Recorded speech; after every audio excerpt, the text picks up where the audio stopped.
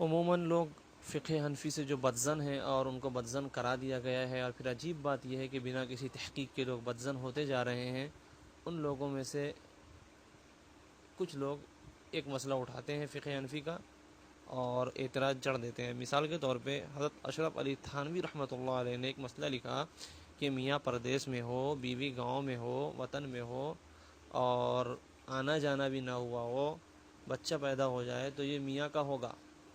تو اب اس مسئلے پر اعتراض ہے۔ غیر مقلدین سے اگر پوچھا جائے کہ اس مسئلے میں کہاں پر اعتراض ہے، وہ انگلی رکھ کے بتا دو اور اعتراض کی وجہ بھی بتا دو کہ کس وجہ سے اعتراض ہو رہا ہے، تو ٹائم فچ ہو جائیں گے۔ کیونکہ حدیث میں بھی آدھی ادھوری بات لیتے ہیں، فقہ سے بھی آدھی ادھوری بات لیتے ہیں، قرآن سے بھی آدھی ادھوری بات لیتے ہیں۔ پوری بات لے تو بڑی آسانی ہوگی، لیکن افسوس کی بات یہ ہے کہ پوری بات لیتے نہیں۔ دیکھیے حضور پاک صلی اللہ علیہ وسلم نے فرمایا الولد للفراش وللعاہر الحجر او کما قال علیہ الصلاۃ والسلام۔ اس حدیث پاک کا معنی یہ ہے کہ جس کی بیوی ہے، جس شوہر کی بیوی ہے، اس شوہر کے پیٹ سے جو بچہ پیدا ہوگا وہ اسی شوہر کا مانا جائے گا۔ زوجیت کا رشتہ قائم رہتے ہوئے بچہ ہو تو یہ شوہر ہی کا مانا جائے گا۔ وَلِلْعَاهِرِ الْحَجَرِ، اور جو زنا کرتا ہے اسے سنگسار کر دیا جائے گا۔ دو مسئلے الگ الگ یہاں بیان کیے گئے ہیں۔ تو حدیث کا پہلا ٹکڑا الولد للفراش، فراش کے لیے بچہ ہوتا ہے، شوہر کا بچہ مانا جاتا ہے۔ اس حدیث نے کلیئر کر دیا ہے کہ میاں بیوی کہاں بھی ہو، بچہ اگر رشتہ زوجیت کے درمیان قائم ہوا ہے تو یہ بچہ شوہر کا مانا جائے گا۔ ہاں، ابھی میری بات آگے کی بھی سنیں اور سمجھنے کی کوشش کریں۔ شریعت کا یہ فیصلہ ہے کہ اگر شوہر کو شک ہو یا اعتراض ہو تو وہ اعتراض کر سکتا ہے، جیسا کہ حضرت اویمر اجلانی رضی اللہ تعالیٰ عنہ کو بھی اس حدیث کا علم تھا الولد للفراش، لیکن ان کو ڈاؤٹ ہوا، انہوں نے اعتراض کیا۔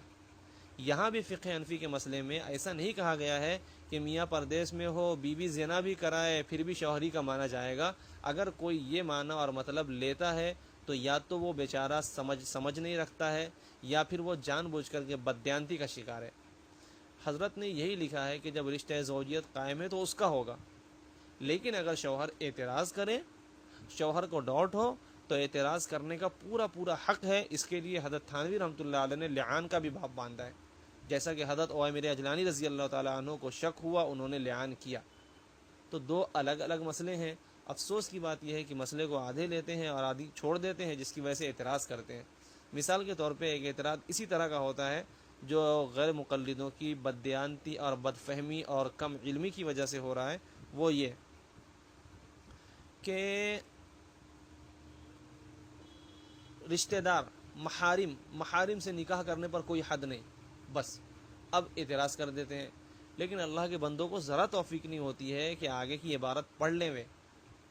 صاحب در مختار وغیرہ نے جو لکھا ہے یا ہدایہ وغیرہ میں جو یہ مسئلہ درج ہے کہ حد نہیں، تو اس کا مطلب یہ نہیں ہے کہ اس کو زنا کی چھوٹ دی جا رہی ہے، بلکہ مطلب یہ ہے کہ شریعت میں اس مسئلے پر حد منقول نہیں ہے، لہذا حد نہیں دی جائے گی ازرو شرع۔ لیکن کیا چھوٹ ہے؟ اگر کوئی یہ سمجھتا ہے تو وہ کج رو ہے، وہ بد فہم ہے، وہ بد دیانت ہے۔ اس کو وقت کے عالم سے پوچھنا چاہیے کہ بھیا حد نہیں ہے تو اس کا کیا مطلب ہے۔ خود ہماری کتابوں میں اس مسئلے کے آگے تعزیر کا باب باندھا گیا ہے، اور اس میں صراحت ہے کہ اس مسئلے پر تعزیراً اسے سزا دی جائے گی، اسے قتل کر دیا جائے گا۔ لیکن نہیں سمجھتے ہیں، اللہ انہیں سمجھ دے، ہدایت دے۔ جمعیت العلماء والخائنین والسفہاء کی جو جماعت ہے، اللہ ان کو بیوقوفی سے نکالے، خیانت سے نکالے، کم علمی سے نکالے، بد فہمی سے نکالے، تو پھر سارے اعتراضات دور ہو جائیں گے۔ اور اگر کم علمی، بد فہمی یا خیانت لگی رہے گی تو لوگوں نے تو قرآن پہ بھی اسی کم علمی، بد فہمی اور کج روی کی وجہ سے اعتراض کیا۔ کسی نے کہا مسلمانوں کے اللہ کو شرم نہیں ہے کیونکہ مسلمانوں کا اللہ خود کہتا ہے ان اللہ لا یستحیی۔ کسی نے کہا مسلمانوں کے نبی کو شرم نہیں ہے۔ مسلمانوں کا نبی کتنا عجیب تھا کہ مسلمانوں کے نبی کے سامنے ابو بکر جیسا شخص گالی دے رہا ہے۔ صحیح بخاری کی حدیث ہے امسس بزر اللات، کفار قریش کو گالی دی جا رہی ہے۔ ابو بکر رضی اللہ عنہ فرما رہے ہیں جاؤ او کفار قریش، جاؤ اور اپنی شرمگاہ کی جو تمہارے بت ہے نا، بت لات، اس کی شرمگاہ جا کے چوس لو۔ بزرن شرمگاہ کو بولتے ہیں، شرمگاہ جا کے چوسو۔ آج کی زبان میں ہمارے لوگ سب سمجھتے ہیں اس کا کیا معنی بنے گا، ہم نے تو مہذب طریقے سے اس کا ترجمہ کیا ہے، امسس بزر اللات۔